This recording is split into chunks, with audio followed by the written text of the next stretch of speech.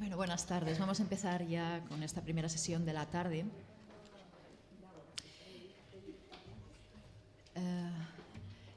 Tengo el placer de contar conmigo en la mesa, bueno, en dos mesas diferentes, con una vieja amiga y una nueva amiga, espero, con Marina Sanfilippo y con Virginia Fusco. Vamos a empezar con Virginia Fusco. Es la primera vez que nos visita en nuestro coloquio. Y ella tiene un currículum muy interesante. Se licenció en Letras, en la rama de Antropología e Historia por la Universidad de Padua. Prosiguió con un máster en el SOAS, en la School of Oriental and African Studies, estudiando aspectos relativos al feminismo, a los estudios postcoloniales y a la textualidad. Y actualmente está desarrollando su tesis doctoral en la ficción neogótica norteamericana relacionado con aspectos textuales y de la mujer. Y es también profesora en el Departamento de Humanidades, Filosofía, Literatura y Lengua en la Carlos III de Madrid. Como veis, es un perfil con muchas perspectivas, con muchos puntos de vista. Virginia, cuando quieras.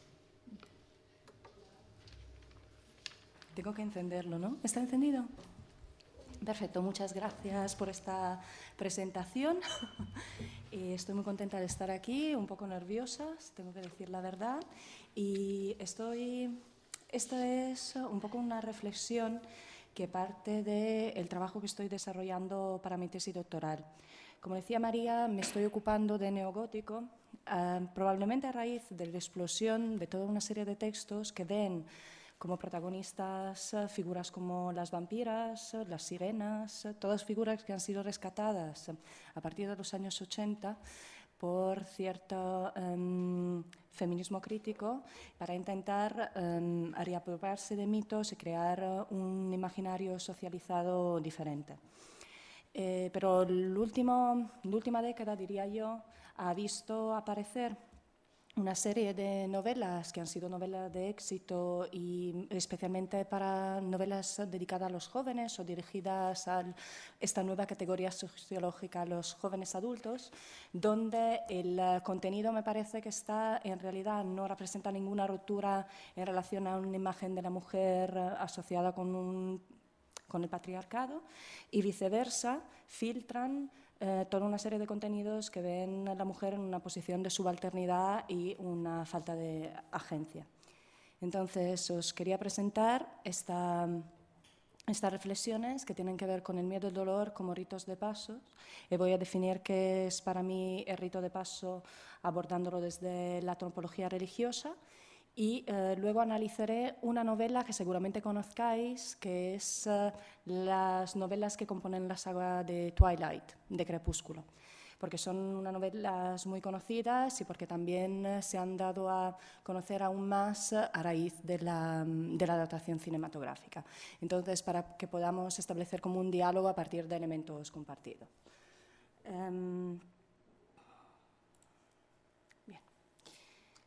Entonces, Jung decía que el artista es el altavoz de los secretos anímicos de su época. Con esta afirmación me parece particularmente relevante porque podemos, empezando de ahí, podemos empezar una reflexión sobre el valor de la producción cultural y, en este caso, de los artefactos propiamente literarios para intentar comprender aquellos modelos, patrones a seguir que retroalimentan unas creencias acerca de los diferentes roles de géneros y cómo a través del arte, y en este caso en particular el arte entendida como producción de masa de artefactos culturales, estos artefactos puedan en cierta medida construir un imaginario social que nos dicen cuáles elementos son deseables y cuáles elementos no son deseables a la hora de convivir en sociedad. Para empezar la reflexión sobre los ritos de pasos, los he abordado desde dos perspectivas distintas. Por un lado, la reflexión que parte o que empieza con Van Gennep, un antropólogo que fue particularmente activo al principio del siglo XX y que fue el primero a teorizar que las sociedades, así como las conocemos, independientemente de su nivel de desarrollo, tienen una forma bueno, estructural de funcionar, donde el pasaje de una etapa a la otra de la vida está articulado alrededor de una serie de ritos compartidos comunitariamente. Entonces, a diferencia de una visión, diría yo, psicologista y más legada a un desarrollo individual, ¿no? Van Gennep enmarca nuestro progresivo desarrollo en realidad biológico adentro de un sistema de significación simbólico que da significado a este mismo desarrollo biológico. Él identifica tres momentos claves. Hay un momento en que hay una primera reconocimiento de un estatus, un segundo momento, el reconocimiento de una transición entre un estatus y otro, y un tercer momento en que hay una reagrupación para llegar a pertenecer a otro estatus u otra categoría social. Van Gennep, siendo heredero de una tradición, o bueno, incluso podría ser casi un precursor de una tradición occidental que estudia el otro a modo de cobaya de laboratorio, ¿no? Nos dice que las sociedades avanzadas en las que nosotros pertenecemos son sociedades donde estos ritos de paso han ido progresivamente desapareciendo a la raíz de los distintos procesos de socialización y en particular de industrialización. Pero como veremos, según Turner, que es activo intelectualmente unos 80 años después, estos ritos de pasos que había identificado Van Gennep siguen persistiendo. Y en particular, él se ocupa del elemento liminal, quiero decir, la fase en la que la transición se articula desde un estatus a otro. A raíz de eso, hace poco leí una serie de intervenciones que aparecieron en una revista que se llama Dossier Feministas, una revista, el número 16 en particular, está dedicado al dolor y a la creación artística. Me gustaron mucho las distintas intervenciones sobre la práctica artística y cómo en particular las mujeres artistas dan voz a este dolor que vivencian luego sobre los cuerpos o en relación a sus propias experiencias emotivas afectivas. Y empecé de ahí a plantearme en qué medida el dolor, el miedo son una de las claves sobre las que se articula la producción neogótica, que es mi tema fundamental de interés. En el caso de Twilight, veniendo un poco más a la novela que he decidido proponeros,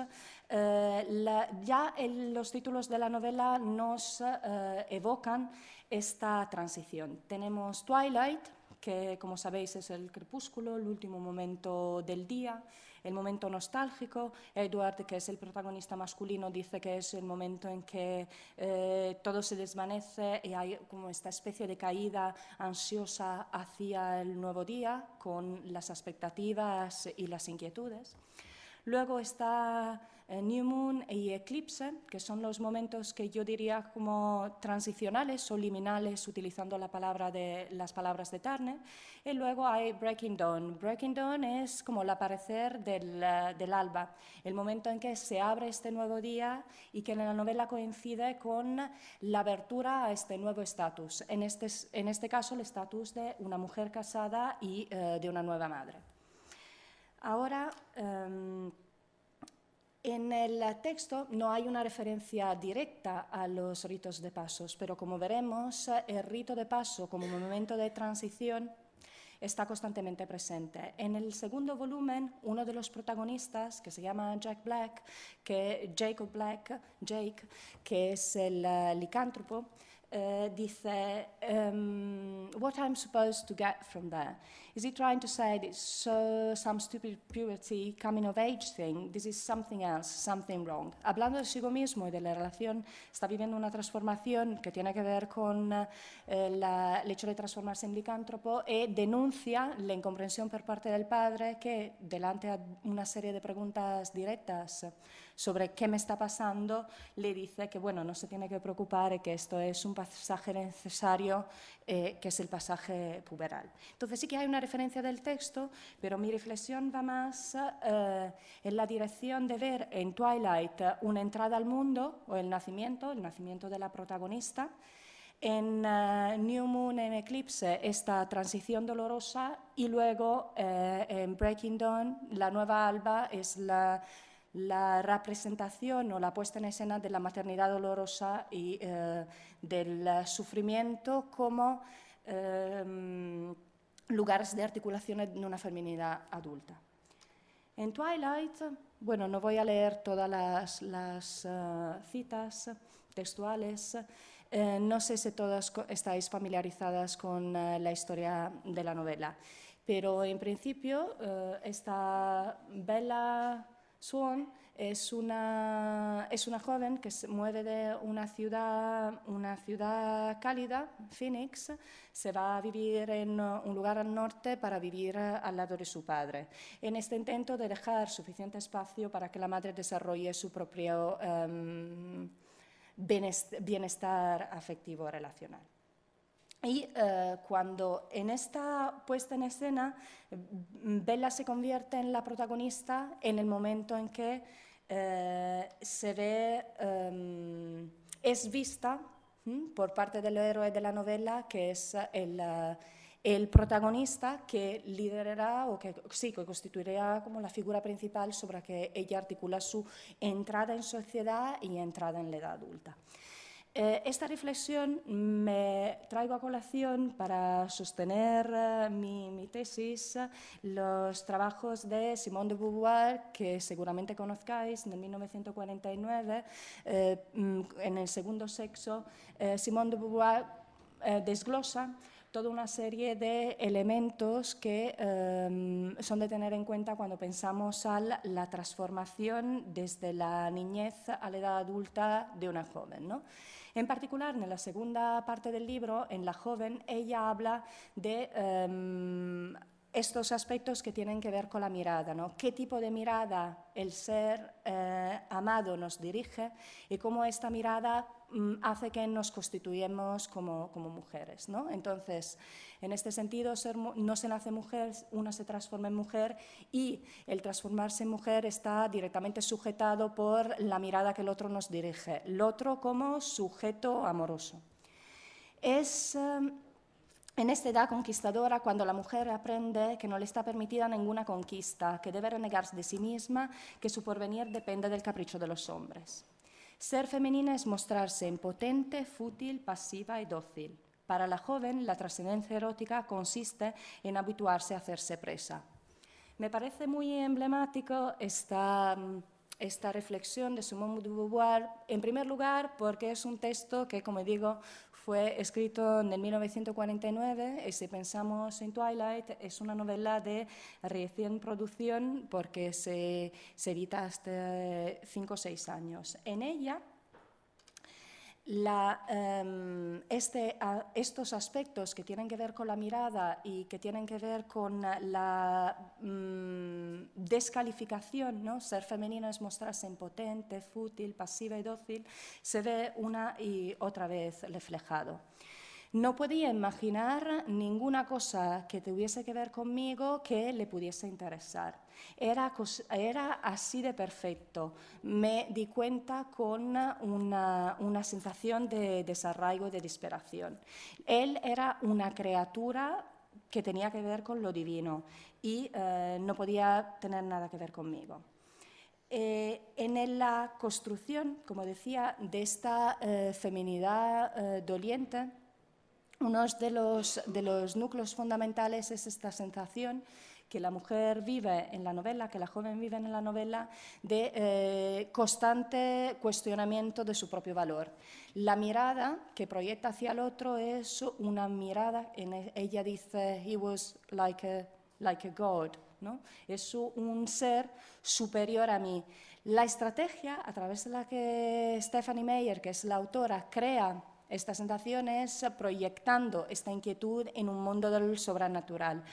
Pero estos elementos que bien Simone de Beauvoir rastrea están presentes en mucha otra literatura para jóvenes, de esa sensación de constante duda y constante mirada hacia adentro con una sensación de no ser adecuada. Estamos socializados, fundamentalmente es lo que viene a decirnos Simone de Beauvoir, en un contexto donde los valores jerárquicos que se promueven nos colocan en un lugar de subalternidad, adentro de un paradigma, del paradigma amoroso. Y luego vamos a ver como las interpretaciones más contemporáneas en relación con la cuestión amorosa problemática, ¿no? Veo en New Moon, en Eclipse, la transición dolorosa de la que hablaba antes. Una y otra vez el texto, sería interesante hacer un escaneo del libro si alguien lo tuviera digitalizado para ver la cantidad de veces en que aparecen palabras como wave of pain, I did not surface, pain, fear. Son unas palabras que recurren en toda la narración y crean una sensación de constante angustia porque el proceso de identificación está claro. Este texto está escrito para jóvenes mujeres que se identifican con la protagonista, que es aparentemente la voz cantante, a pesar del hecho que en su foro interno el debate se articule constantemente en relación no a sus propias necesidades, cuanto a las necesidades del héroe, que es como la figura alrededor de la cual ella está como satélite. La dificultad de dar cuenta de la pena y del dolor lleva la protagonista en la segunda entrega, esta entrega que yo llamo de transición dolorosa, a concebir, a la autora concebir 4 meses, el texto está dividido en distintos meses, 4 meses de silencio, en los que solo aparece el nombre del mes, octubre, noviembre, diciembre, enero, y el resto son páginas blancas.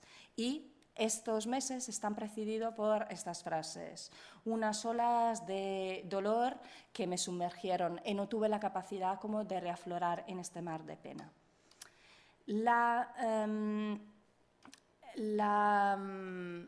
Hay una filósofa, más allá de las interpretaciones de Simone de Beauvoir del 49, que se llama Ellen Scarry, que trabaja en su texto fundamental, que es The Body in Pain, trabaja la cuestión del dolor y de la tortura. Y dice que una de las dificultades principales en articular la experiencia dolorosa es que el lenguaje se resiste a la experiencia dolorosa. Por lo tanto, todos los adjetivos o los verbos que podemos utilizar en realidad no nos llevan a efectivamente alcanzar la pena del otro o a poderla vivir, porque es una pena que está corporeizada.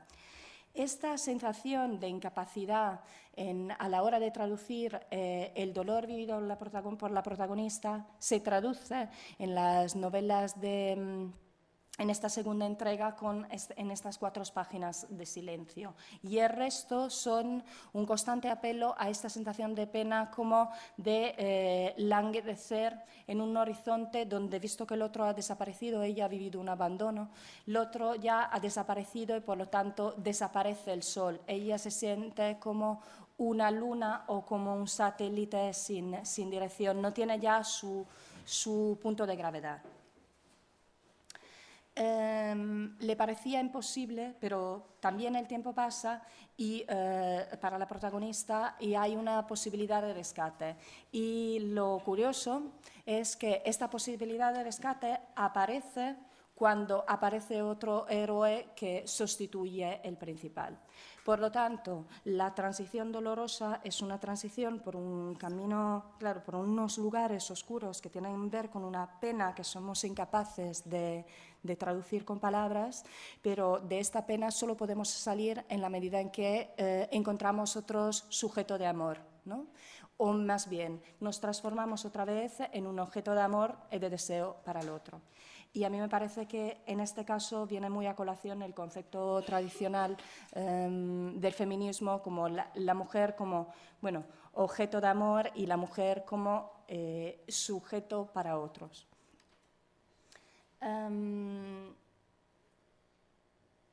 La ausencia del amado siempre es para la mujer una tortura. Él es una mirada, un juez, y tan pronto como fija los ojos en otras cosas que no sea ella, la frustra. Todo lo que él ve se lo roba. Lejos de él se siente desposeída al mismo tiempo de sí misma y del mundo entero. Y esto me parece, una vez más, una reflexión muy adecuada para entender cómo el personaje de Bella Swan en las primeras dos entregas se constituye como sujeto protagonista. Otro concepto que retomo de Simone de Beauvoir es este de ser relativo. La significación de la mujer en este caso en relación al hombre que la quiere o que no la quiere. En la economía del texto lo que aparece como evidente es que la protagonista existe como en un lugar de absoluta subalternidad y que este lugar de subalternidad es el origen mismo del sufrimiento. Hay una tensión que probablemente no sea tan visibles en textos anteriores, pero claramente el calado del feminismo y el hecho que esta novela sea contemporánea hacen que haya cierta incongruencia o cierta incapacidad de resolver dialécticamente estas distintas posiciones. Pero lo que me parece prevalecer es como diría yo, un substrato de donde en realidad los valores que Stephanie Meyer repropone son los mismos de una tradición misógina que ven la mujer, o en este caso la protagonista, como en un lugar de subalternidad. Y por fin, y luego, vamos, en las conclusiones contaré un poco cuál es mi reflexión al margen de esta novela en concreto. El acontecimiento, el alba, el pasaje desde la infancia, cuando yo no soy todavía objeto de deseo, objeto de mirada del héroe, por estos caminos dolorosos y oscuros que constituyen las dos entregas intermedias, a la nueva alba, que yo he definido la alba de la madre dolorosa o de la edad adulta. En el rito de paso que se consume en la última entrega de la serie, la cuarta, hay una serie de escenas con las que estaréis familiarizadas si habéis visto la película, donde Bella Swan se queda embarazada del protagonista, con la que ha decidido casarse a pesar de su propia voluntad, ha cedido a las exigencias del hombre amado, y se ha casado y se queda embarazada. Aparte de lo tremendo que son las descripciones que tienen que ver con el momento en que este amor carnal se ha consumido y que Bella aparece desnuda delante del espejo y tiene el cuerpo totalmente cubierto de moratones, y hay por su parte una absoluta indiferencia hacia esta pena que se ha, y este dolor vivido y exteriorizado en el cuerpo a través de los moratones. El momento siguiente es cuando se da cuenta de estar embarazada y una vez más su apuesta es la apuesta del sacrificio. Si antes había decidido que en el nombre de este amor o para vivir completamente este amor tenía que sacrificar su humanidad, que en realidad es el elemento que la caracteriza en un mundo donde todos los demás seres son seres sobrenaturales, ¿no? Había decidido abandonar su humanidad y transformarse en vampira. El elemento del embarazo adquiere una significación aún más interesante, porque en el nombre del feto, en este caso, y de la relación amorosa, ella decide de sacrificar a sí misma en el altar de esta maternidad dolorosa. ¿Por qué? Porque el feto crece rapidísimamente y porque la va deprivando de todos los nutrimientos. Es un feto vampírico, por lo tanto se nutre de sangre, la está dicho de mala manera, chupando las vísceras.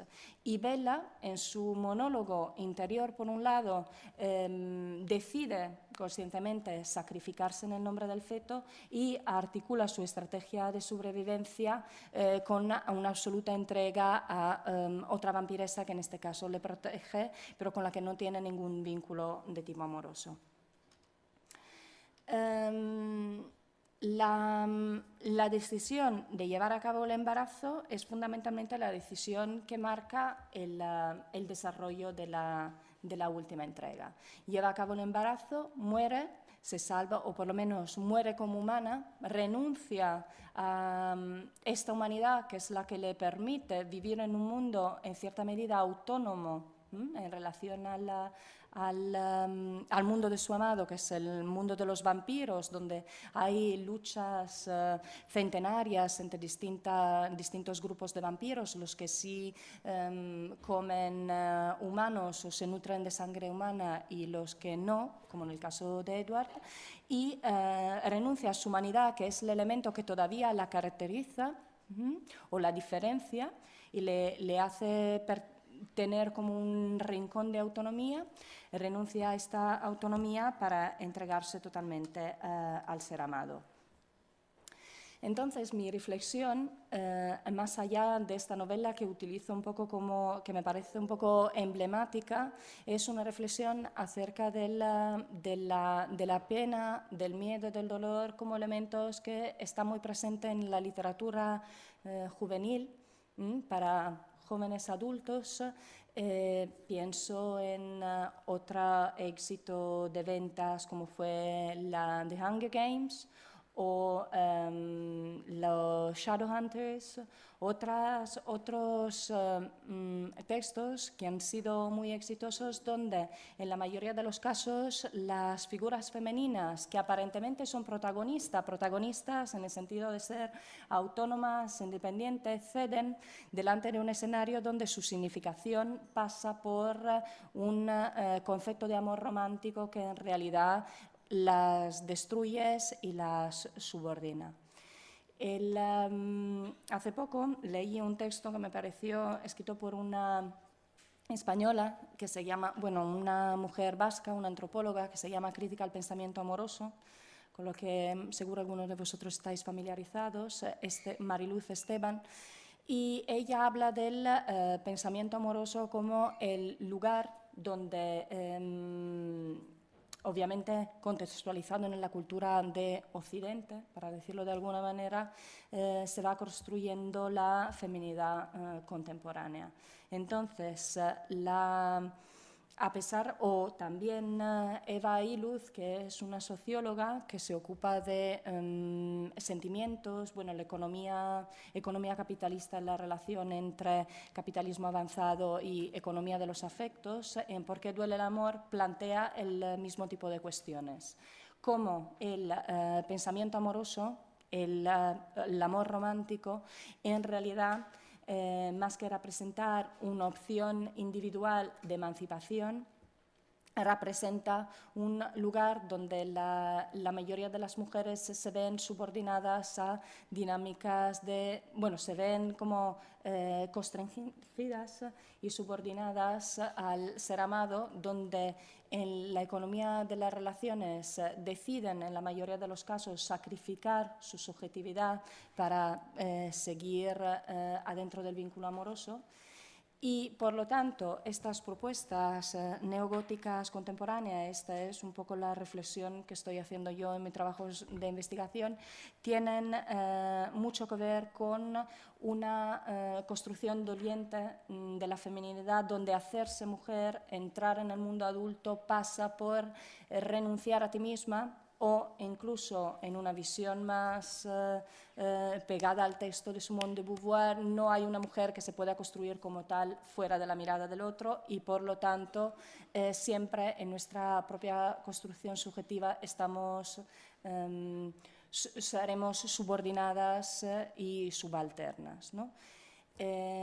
Sin llegar a estos extremos, lo que me parece también que sería interesante explorar, y no he visto muchos textos que lo profundizan, es ver cómo estos discursos sobre lo femenino se vinculan a una tradición judaico-cristiana. En el caso de la autora Stephanie Meyer, pertenece a una comunidad religiosa minoritaria en Estados Unidos, y donde esta figura de la Madre Dolorosa y del sufrimiento están muy arraigados en nuestra propia tradición.